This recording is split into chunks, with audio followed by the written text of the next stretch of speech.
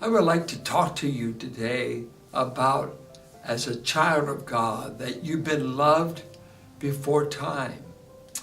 In Romans 8, when he says that God is working everything in our lives according to his divine purpose, his divine plan, he begins to describe in 5 different words what God has done for us children of God and when it began.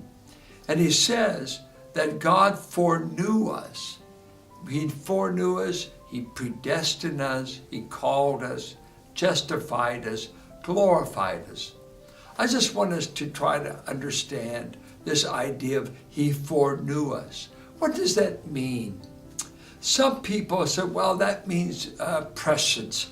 The word to pre-know, pre-science, we would say it as it were. It's made of those 2 words. To pre-science, to know.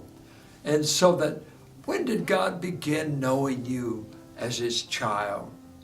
And the idea is, he's saying, I knew you before time, and I entered into an experiential knowledge of you so as to make you my own. With the Hebrews, to know, when it came to sexuality, the Bible is very discreet and modest.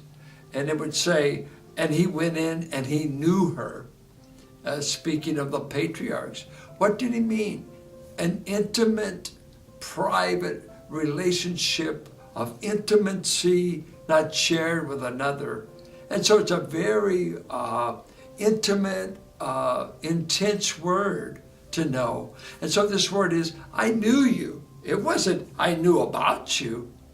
It was, Jesus said in Matthew 7, someday people will come before him and he will tell them, I never knew you. Wait just a moment. I thought the Bible said God knows everything. The Bible says God is omniscient. He knows all things from the beginning to the end. How can he ever say, I didn't know you? He is saying, I never intimately entered into an experiential knowledge of you as being my own. Some have translated this word foreknow or foreloved. That is more than just general knowledge. God knows all the nations. He knows all the wicked. He knows every person that's ever hated him. But here of his own, he's saying, remember, I loved you before time. Before time. As I thought about this loving before time, I remember as my wife and I were expecting our children, and any married couple knows what it is for the husband and the wife to maybe put the hand on the stomach, the baby's moving, baby's super active, and for us to there be praying for.